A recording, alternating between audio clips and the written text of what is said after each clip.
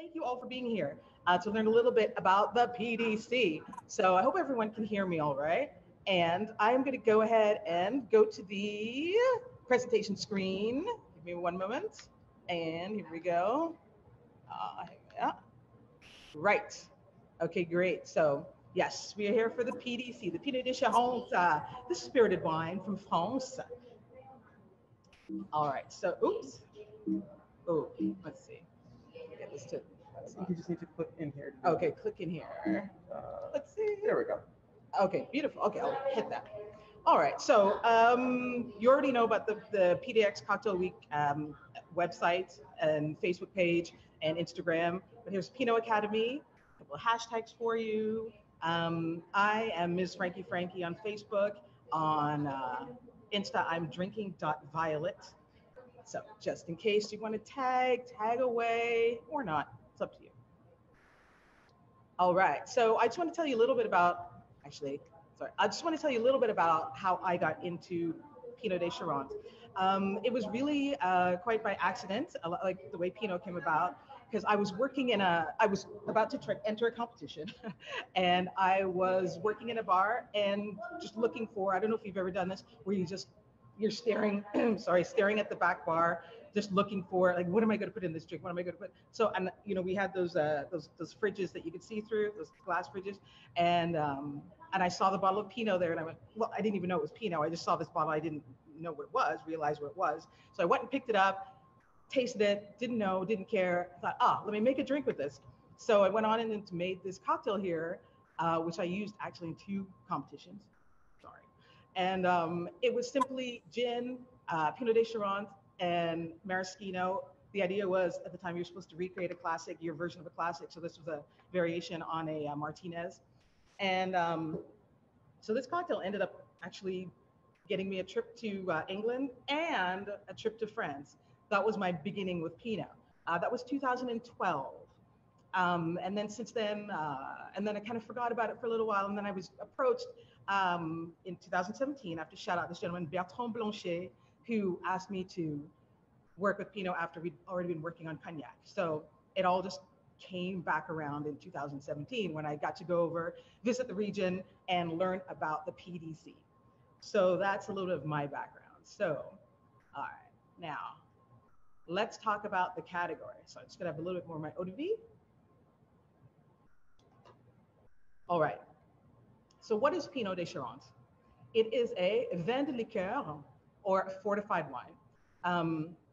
Comes from a long tradition being made in France, very terroir driven. It is #1 vin de liqueur and vin de mistel in France. So what is a mistel? So mistel is a French term for a grape juice in which the fermentation has been stopped by the addition of alcohol. So vin de liqueur or fortified wine is the overall category, then mistel kind of falls within that category. So another example of mistel is like Floc de Gascogne, which is similar to Pineau, but from the Gascony region, using Armagnac and Armagnac eau de vie. So the distinction there again, it's grape juice, grape must that has been, in which the fermentation has been stopped with the addition of alcohol. So fortified, right? And I know we have some people, I think we have some people out there who are not all our bartenders are that familiar. So I might be going over some terms that you may already know, but that's okay. When you know them, just pat yourself on the back because you're cool, and that's great. But some people don't know. So, and fortified means to, like fort, fort is just something that's strong. So we're strengthening the wine. We're adding, again, a spirit to it. So that's basically what Pineau is. And again, you'll have questions. You can put in your questions. If I skip over anything, it could happen. And I want to say, it's really interesting just speaking into a camera and not being able to see your faces. So I'm just going to assume that you're going to laugh at my jokes and that no one is actually sleeping in the back for once. All right, fingers crossed. All right, so a few numbers. So 11 million bottles of Pineau sold every year. Most of that is in France, once it's consumed there. Around 500 producers. You see there the main markets of France, as we said, Belgium and Canada, mostly the French-speaking part of Canada. Developing markets, USA. And I have a feeling that maybe after today, the developing market USA is going to move up into the main market, kind of hoping. Let's see what happens. All right, now, Pineau has a PDO, a protected designation of origin, They got the denomination origin, which means they got the right to call themselves, establish something called Pineau des Charentes in 1935. Then they received the AOC, the Appellation d'origine contrôlée, in 1945. And so all of these things are governed here. The area of production, the variety, it should be varieties, sorry, vine trimmings, yields, production, quality controls before and after the production process, as you see there. In fact, Pinot has to go through a systematic blind tasting made up of a committee of, they could be Pinot producers and growers, sometimes consumers as well, who get together for meetings to actually taste through the Pinot to make sure that it is specific or it's typical of the type and holds true to what Pinot should be before it can actually go to market. So, and for those of you who don't know, for those of us who aren't quite familiar with what the PDOs and AOCs are, it's a lot of info, but just so you know, so a PDO, the protected designation origin or appellation d'origine protégée, it means a product whose principal production is done following well-established techniques and that give the product its characteristics. It's made in one geographical area, and that's a European symbol. Whereas the appellation d'origine contrôlée is a symbol within France that guarantees those specific things within the French territory. And what this does, it's a guarantee to consumers that whenever you go to buy something like Pineau des Charentes, you're always going to get a product that's made in a consistent manner, following a certain set of rules and regulations. And for the producers, it means that they actually have to adhere to those rules. So it's the protection of the product, protection of an item. And it's not just with spirits and liquor. We also have there's cheeses and meats and that kind of thing that also have AOCs and PDOs. All right. So a couple of rules. There's always got to be rules. So Pineau des Charentes is a vin de liqueur that you already know that. From a 3-to-1 blend of grape juice, not Welch's, but actually fresh pressed grape juice from the grapes, and cognac eau de vie. And this eau de vie must be a minimum of 60% alcohol by volume. The grape juice, the must, the grape juice, and the wines, the eau de vie, have to come from the same estate, same vineyard, and be made by the same producers. Very important here, no additives allowed, no sugar, no caramel. So this is important, very important to note, because a lot of us these days are really concerned about additives. So all of that fresh fruit, all of that, the sweetness, I hate to use that S word, but that is what it is in this case, is coming from the production and the grapes themselves. No addition of sugar. And Pinot must be aged in oak. And just to make a precision here, the reason I'm saying cognac eau de vie is because, and we'll get to cognac in a few slides, but cognac has to be, there's a minimum aging requirement for cognac, whereas that minimum aging is not required for the eau de vie that goes into the Pinot. All right. Okay. So now, where is this region? Pardon me. Apple cinnamon tea, in case you're wondering. So we're talking again about the Charentes and the Charente-Maritime.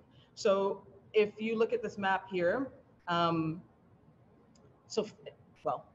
to give you a bit of perspective as to where Paris is, I guess I can't really point on this, right? But maybe with the mouse. With the mouse, can I do it? Like, oh, right. Okay, good. Oh, there we go. Yeah, thank you. So yeah, so Paris is around here. So some of us have been there. So just to give you a kind of a frame of reference, and here we have the Charente-Maritime, of course, on the maritime side, and the Charente there. So most of the production is coming from the Charente-Maritime, but actually cognac itself is in the Charente side. So, and you can see cognac right here, of course, and these towns around. And further south, we have Bordeaux, and we've got this Charente River, which is very, very important, and we'll get back to that. But this is a very important waterway here. So that's what we're talking about, our area of production. All right, now I'm at the making of the PDC. Here we go. So, starts with grapes. So there's a lot of grapes here, but I want you to just focus on so let's start with the whites. You see Uni Blanc, Colombard, Monty, and a host of other grapes. The main grapes, Uni Blanc, Colombard. You will see some Monty and Folle Blanche in there, but not as much. So Uni Blanc, and actually there's two missing from there. Let's jump over to the reds. We've got Merlot Noir, Cabernet Franc, Cabernet Sauvignon, Malbec. So actually, Cabernet Franc and Cabernet Sauvignon are also used to make the white Pinot. Just didn't put them over there because there was just not enough room, and you can reference them there. Do you notice anything about those red grapes? They actually, so yeah, these are actually grapes that we use in the making of Bordeaux wines, which is kind of interesting. So actually, when we go back to this production region here, just to show you, this is the region, but also there's a few kind of areas just south here, just like south of this region, which is an area called the Deux-Sèvres, the Dordogne and the Deux-Sèvres. So it's kind of, so we're right kind of beside, just north of where Bordeaux is. So maybe not surprising that we have these Bordeaux grapes right here for the reds and the rosés. All right, so grapes, it's all about grapes.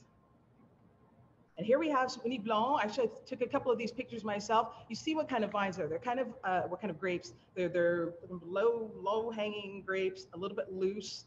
And what's interesting with the leaves are like slightly pointy. And that's why I was always trying to figure out, see if I could differentiate and tell the difference in the leaves sometimes. But yeah, they definitely have a bit more of kind of a jagged edge on them. And on the left, it's actually a picture of, I didn't take that one, the one that looks really great quality, but it's actually vine flowers. Not a lot of people realize that before grapes become grapes, they bud and they're little flowers. And then they eventually grow into these beautiful little nubbies that we love to eat and make wine from, and a lot of other great things. All right, so we've got our Uni Blanc, and here's a couple of pictures of vine fields that were actually taken. The one on the left was in March, so you can see the big difference in the lushness we have on the right side, right? But actually, that's an actual picture from on the left there, and that was in the Grand Champagne region. All right, so we're going to talk about production now, and all right. I just want you to ignore the lower part of the screen. Sorry, I should take that off. Just ignore the age for now. So we start with, of course, the harvest. The harvest normally happens late September into October, although honestly, with climate change now, as you can imagine, the harvest times are becoming earlier and earlier. But Pinot, because we want the grapes to have more sugar on them, of course, the longer they stay on the vines, the more ripe they will be. So they're harvested a little later. So they're harvested. White wines go straight into destemming and pressing. All right, so we skip this maceration process. But for reds and rosés, and for those of us not familiar with wine process, the way that wine gets its color is from the skins. So in order to get that beautiful rosé hue or red, we actually need to macerate our wines, soak them,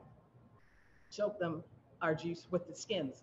So there's a couple of different ways to do that. You can, sometimes they might have a tank or even the presser where they put the grapes in, and they might add some eau de vie to it. So of course, we know when we have alcohol, would be drawing out those colors a little bit quicker, or else you can use heat. Sometimes there's heat. Sometimes people use both methods for the maceration. This won't last long. Usually, I've been quoted a few days, between one to two. I'd say 1 to 2 days generally, maybe 3. But why do we want them to macerate for too long? Because we do not want fermentation. We're not making wine, and that's something that I should actually be precise about right now. Pinot is a fortified wine, but technically it's not a wine. Why? Because it's not fermented, right? We don't want fermentation. We can avoid a little bit sometimes. So sometimes there is the beginning of fermentation starting here, maybe like 1 to 2%, but we're trying as much as possible to not have any fermentation involved. So we go from maceration to pressing the grapes, right? So now we're trying to press out even more of that juice. And then we move on to something called mutage, or the fortification. So if you want to remember that, you think of what happens if you're mute. You can't express yourself, right? So that's the mutage, where we're adding the cognac eau de vie to the must, to the grape juice, to stop that fermentation.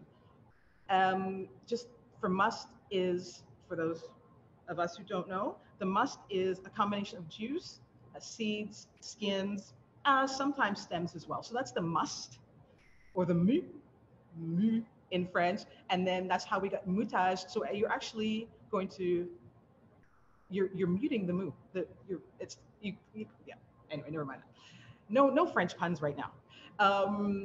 So and then we get to, now I know that's a blender there. So it's not really brewing. That actually comes from the term brassage, which can mean brewing. But what we're actually doing, of course, is integrating our eau de vie and our juice right now. So that's the next process. And then, of course, I think I skipped this. Of course, we have had to have removed all of the solids, right? So we've pressed our grapes. We've done our maceration. We destemmed. We've done our maceration and pressing. So then we've had to remove the solids first so we get juice that we can actually work with, right? So there's no solids once we move into the mutage, or the fortification process. Then we do our integration, and then comes aging in barrel, and then our blending. So you might have a barrel that has 100% all the Pineau from Uni Blanc, and you might want to blend it with some Colombard. You might want to blend your Merlot and Cabernet, whatever it is. So that's what the blending process would be. So then we'll get a little bit more specific. All right, now we'll talk about age. So the white Pinots, we see the young white Pinot is a minimum of 18 months, 12 oak barrels. And then the red, as we see, red Pinot 12 and 8 in oak. Rosé Pinot, and this is a distinction that just came into official effect last year in 2019. So we now have a classification for the Rosé Pinot, which is 8 months and 6 in oak.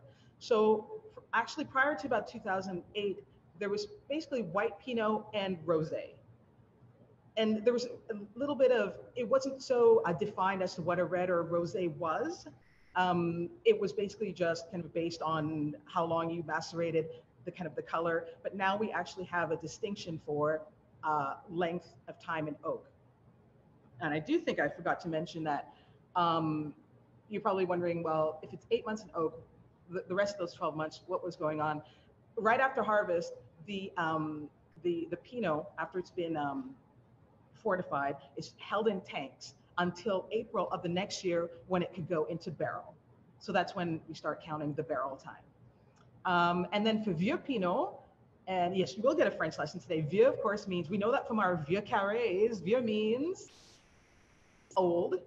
So old Pinot is of all colors, a minimum of 5 years in oak. And the très vieux, très means very, very old Pinot, or you can also call it extra old Pinot, is a minimum of 10 years in oak. All right. How's everything going so far?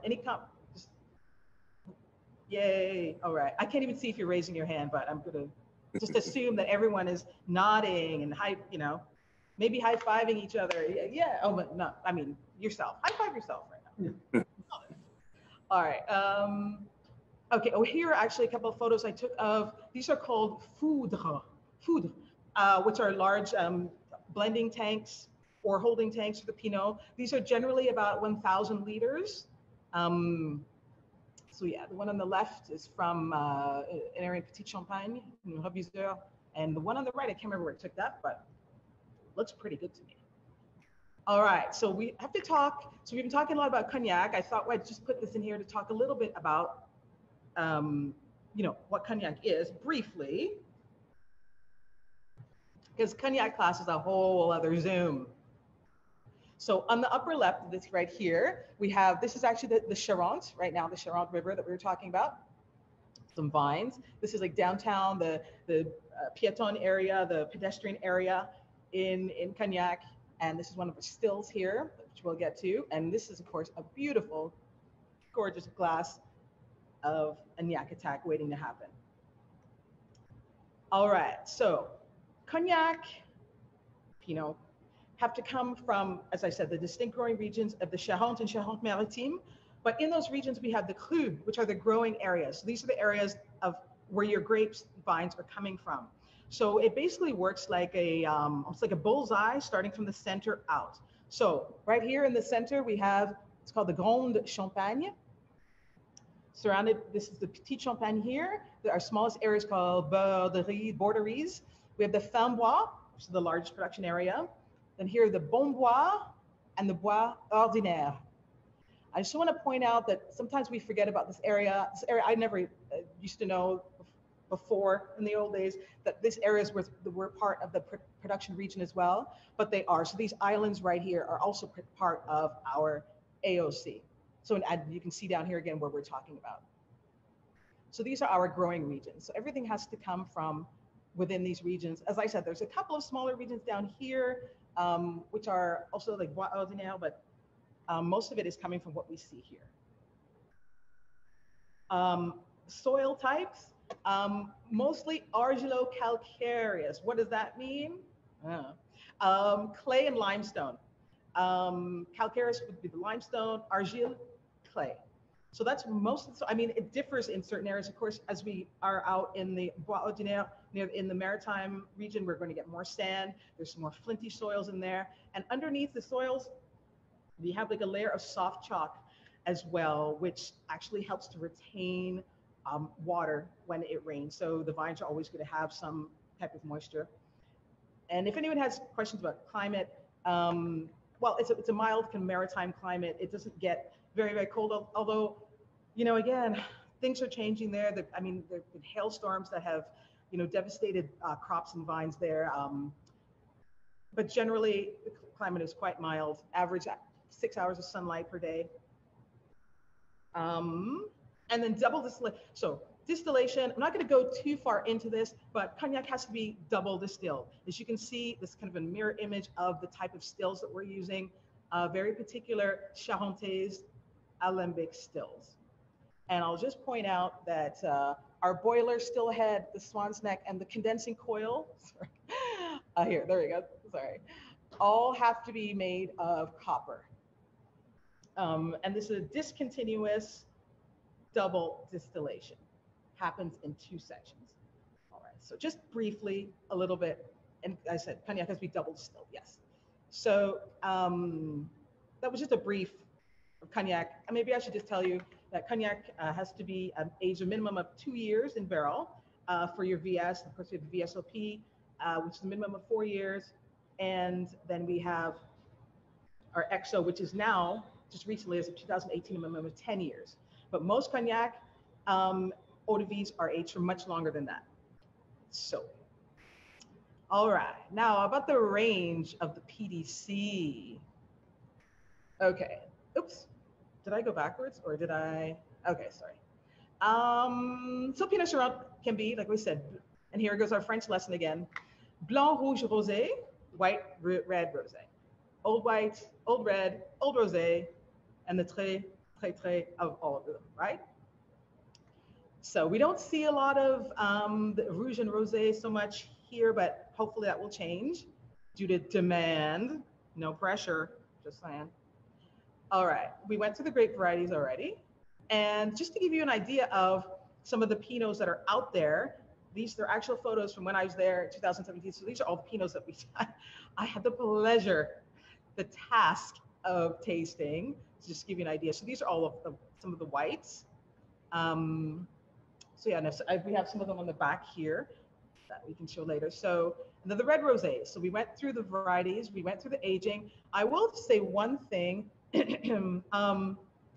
This is actually official. So there's something called the Cahier des Charges, which is basically the rule book for the making of just many wines and spirits in France. It's called the Cahier des Charges.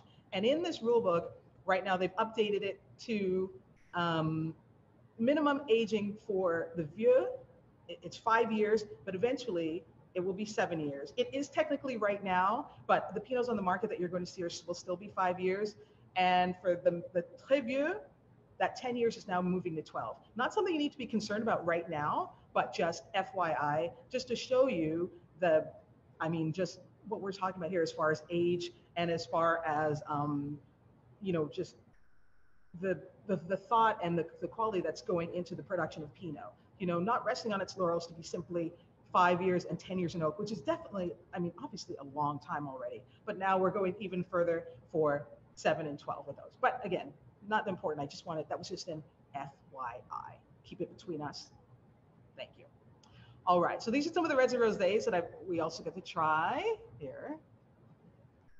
All right, and these are hopefully most of what's available in the U.S. So you can just see some of the brands here that are available for us. All this talking is drying me out. Oh my gosh, what are we gonna do? Feel free to have a sip of something as well, ladies and gents, folks, with an X, whatever is happening out there. Have a sip. All right. So, some more beautiful beauty shots of Pinot bottles here. We took from some of our events. All right, so enjoying Pinot. How are we going to enjoy it? As an aperitif, cocktails, food, digestif, really anytime. And that's really true, anytime. One of the reasons I'm so happy to be working with this category is that I really do believe in it. Every time, everyone who's ever tasted Pinot has loved it. It's extremely versatile, and it really does work in all of these ways. Let's talk about some examples, shall we? All right, so in cocktails, as a base or modifier. So on the left there, and these are all cocktails that from events that we've done that I've come up with. So, and it's been great to see, actually, if you go on the Pinot Academy website or Instagram, there's so many people working with Pinot right now in really exciting ways, and that's very heartwarming to see. On the left, we have the PDT. Now you see, I put that in a wine glass for a couple of reasons. First of all, because it looks sexy, but not just that, because of the proportions. That's my play on a G&T, but it's about the proportions. I do 2 ounces of white Pinot to about 1.5 ounces of tonic, good quality tonic, and resisting the temptation to fill up the glass because I want to taste that Pinot. Something I forgot to mention, the ABV. The range of Pinot is 16 to 22% alcohol by volume. And when we use our spirits, of course, right, we're talking about around 40% and up, they can stand to be diluted a lot more by our mixer. The Pinot, on the other hand, I wanted to be able to taste it in the drink. So that's why I just did that ratio. And also the thyme, the grapefruit, they're not there for nothing. They're actually there for a reason. The botanicals really, really work with that particular cocktail. Great to start. There's our aperitif. Stirred. The next one, that's a Martinelle. That's actually back to a variation on that Kappa, which is gin, Pinot, and Genepi. So should have Genepi. You can put a little dash of absinthe in there. So we got our stirred. The Aperusco, that is a red Pinot, an orange bitter. I use Grand Classico in here. Fresh grapefruit juice topped with dry Lambrusco, dehydrated strawberry. And on the right, I think that's the Ciel Rouge. That was kind of almost like tiki-ish. That was toasted orgeat, lime, dark rum, red Pinot, and I think that was it in that one. So yeah, again, there it was basically the base, but it definitely made cocktails with a split base. So as a modifier, using it kind of perhaps in place of you would have vermouth, as you could use certain older Pinots in place of perhaps a certain type of liqueur. I think that's a Ciel Rouge again on the right. This is the Pinot Fino I did with, guess what? Pinot and Fino with a little olive oil on top. So again, I feel you can really be creative. A couple of things to look out for: choosing the right expression for your cocktail. Just as the way that, There was a time when we had maybe like one type of cognac that we put in everything, or one gin. Now we'd never do that anymore, right? No, no. You would select the particular expression, the particular style for the drink that you're making. You wouldn't probably wouldn't use the same gin for Tom Collins that you would for a dirty gin martini with olives. All right, so the same way, think of your Pinot that way. Please keep it in the fridge. Please keep it. It has to be refrigerated. Um, Again, it's a wine, fortified wine. Even the reds, keep in the fridge. Um, what else did I want to say about the cocktails? I know there was something else I wanted to add here. With your execution, tasted quite a few Pinot cocktails that have where the Pinot just disappears, and I think that well, there's no point in having the Pinot in there if you can't taste it. So just be careful when you're shaking. Again, lower ABV. Um, don't try not to over dilute. You don't need to like shake the hell out of it when you make cocktails with Pinot. So just be mindful of that. Um, Sometimes there's a delicate balance, especially with the younger expression. So just handle with care. Anything else I wanted to say about Pinots? I mean, Pinot highball, easy. Stirred, as we said, shaken. The range really does work well, all for different types of cocktail expressions. The other thing I would say is just be careful of the ABVs of the other of the components that you're using to mix with Pinot. I've mixed Pinot with Amaro and rye, but for the rye, I chose not to go for something overproof, but something that was still around 40%, just again, so it wouldn't overpower the Pinot. All right, you don't want to overpower the Pinot. OPP. Okay, so as a pairing, as a food pairing, here's where Pinot also shines quite a lot. As I said, we can start the meal with it as an aperitif. It works extremely well with oysters, and these photos are actually taken from a pairing dinner that we did. Pinot and foie, no brainer. I don't know if there's any somms out there, but when you have when you're trying to sell that sauterne, but it's kind of hard to move that glass of Chateau, who. Try the Pinot. I mean, much more well priced, a lot of the same kind of characteristics. You're going to have that really nice body, that really nice, well, we'll get to the tasting notes in a minute, but it works extremely well with foie gras, even with savory dishes, with meat, with duck, with veal.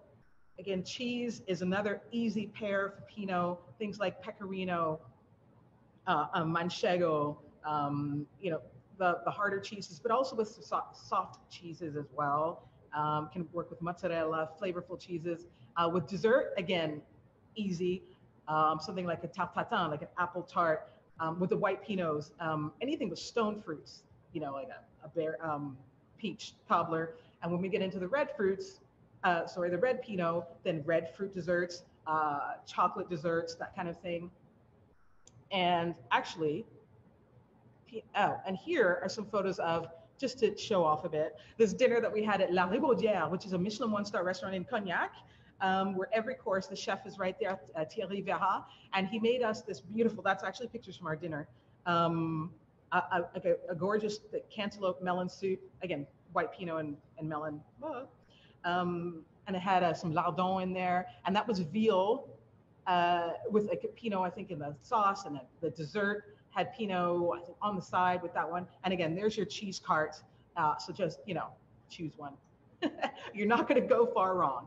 So versatile. Versatility is the name of the game. All right. Oh, snuck that in there already. This is a picture. I think this photo was supposed to go later, but we'll talk about it now. This is actually a dinner that we had in Cognac, or a lunch, with some of the producers right here. This empty seat, which you can tell by the pink bag, that was mine. This is Monsieur Normandin Mercier. This is actually David Ramnu right there. We'll talk about this is Monsieur Fradon. And these are some other Pinot folks here. Hocardin, my old partner Pinot, and that's Bertrand. So that was one of the dinners, the lunch that we had. And here are some, again, we have our still there and one of our aging cellars. And oops, all right. There's definitely, I think we're missing a slide here. So tell you what I'm gonna do then. We're just gonna go back to this slide and talk a little bit about the the tasting characteristics of Pinot. So, sorry, that's my fault. Don't let me make presentations. It's not worth it. Yeah. So our white Pinot, as we said, um, so we talked about 18 months, 12 in oak. So generally, and of course, all the Pinots are going to vary from from brand to brand and style to style. So I'll just give you some overall tasting notes here. So definitely honey. You definitely honey tones. You get like like lime, a little bit of lime, white flowers, that kind of thing. It's really fresh. All the stone fruits, like quince, that kind of thing. Is once we start moving into the older Pinot, then we have the color starts to change. We have a little bit more orange, a little bit more like dark yellow tinges. Then we're getting a little bit more baking spice. Of course, now we're talking about 5 years in oak. So a little bit more of a nutty hazelnut character. Now we're talking about like marmalade, kind of orange marmalade. Again, the honey now is getting like a deeper kind of more like a clover type of honey, that kind of thing. And when we get into the très vieux, we start getting into more intense, like cinnamon, like a butterscotch drops. Now we start to pick up on something called rancio. Rancio is it's a characteristic that you get in cognac and in Pinot, and it's characterized by kind of woody, kind of mushroomy, damp earth, sometimes like walnut skin flavors. And it's something that, again, we get it in older Pinot and older cognac, and it's desirable quality. And it's something that it kind of hits me generally at the back of the throat. And it's a wonderful thing when you finally come across it. So that rancio, so we look for that when we talk about the aged Pinot. And when we talk about the rosé, we're talking about, like, of course, lighter colors now, like kind of a light, like almost like a pomegranate color. And we're getting notes here of like a tart strawberry, like wild berries, raspberry, cherry notes. And then our reds, now we're talking things like black fruit, black currants, black plums, morello cherries, that kind of thing. And we're getting, of course, a lot more aromatic and persistence and on the palate as well, due to that long aging in the barrel.